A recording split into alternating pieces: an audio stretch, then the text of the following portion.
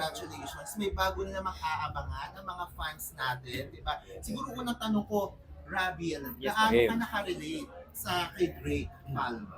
Kay Drake Palma, hindi ako masyado nakaka-relate. Kaya medyo challenging yung role na to sa akin kasi sobrang bago sa akin yung ugali ni Drake. Kaya ano ako. Something to look forward to. Na-challenge ka dito. Opo, na-challenge talaga ako dito. Parang ngayon lang ako umiyak ng ganun kasakit. Ay, May scene ako na ganun. That's something to look Opo, forward to. abangan nila. Okay. Yeah. Angela, kumusta katrabaho si Robin bilang partner mo dito? Masaya pong katrabaho si Robin kasi Talaga? magaan siya sa loob kasama. Like, Talaga? hindi, oo. Nakainis. Pero mabait siya. Tapos, nakaka-pressure din konti kasi, syempre, magaling po siya umarte. Talaga? Robin eh. So sinabayan mo. Opo. Sinabayan mo. Opo.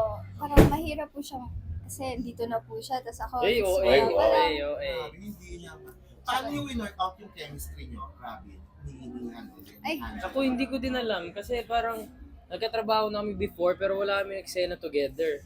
Tapos siguro kung sana lang talaga lalabas yun. No? Yes. O Yes. Dylan, ano aabangan natin sa'yo rito? Ano ba? Kakampi ka ba? Kalaban? Kontrabida? Well, since pinsan ako ni Drake, ano kami, medyo may konting tension. Kasi Sa kanya lang may tension. Sa akin lang may tension. Kasi syempre, knowing na naging mag-boyfriend-girlfriend sila, ako eventually nagkagusto ko kay Alice. And ayun, so kaabang-abang yun. Yes. Gaano ka-excited para dito sa one of the first few projects mo, no? Sa Viva. And of Yes, course, it's sa actually, TV5. it's my first project po with Viva. And very excited kasi syempre yung mga katrabaho ko, sila Robin, sila Angela, and mga other may cast. bago kaming kapatid. Correct. Bagong kapatid. O, speaking of kapatid, how grateful are you, Rabi, sa dagsa ng suporta dito? Nung ilabas pa lang yung trailer, ang dami na nag-abang at talagang trending na. And of Trending. course, yung suporta sa Mutiana Section E sa TV5.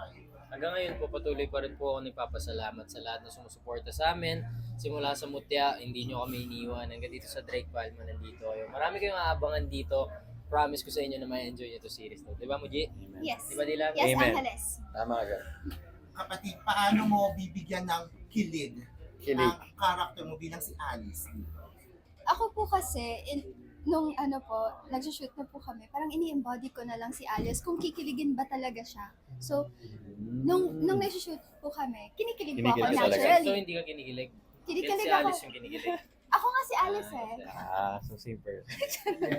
Dylan, gaano ka naghanda dito? Something to look forward to sa karakter mo? Yeah, syempre, first of all, kailangan basahin mo muna yung Seducing Drake Palma Wattpad novel. And syempre, inaral ko rin kung paano magsalita si Trip, paano gestures niya, paano siya makipag-interact sa mga tao, lalo na kay Alice. So, Siya yun. mag-picture. Mag-picture din, Correct. photographer ako dito Yes. eh. Oo. Saka Robin, habol ko lang, paano tinatanggap yung pressure? Kasi sobrang sikat nito sa Ay. Wattpad. Nakakakaba po, sa totoo lang. Hanggang ngayon kinakabahan pa din ako. Pero binibigay namin yung best namin, di ba? Correct, Palagi. Every May taping po kami, gusto po namin yung napapagalitan kami, natututo kami sa araw-araw. Kasi para na-improve namin, para nabibigay namin sa kanila yung kailangan namin maibigay sa kanila and ma-enjoy nila kasi quality yung series natin. Tama? Yes, sir. Tama. Yes.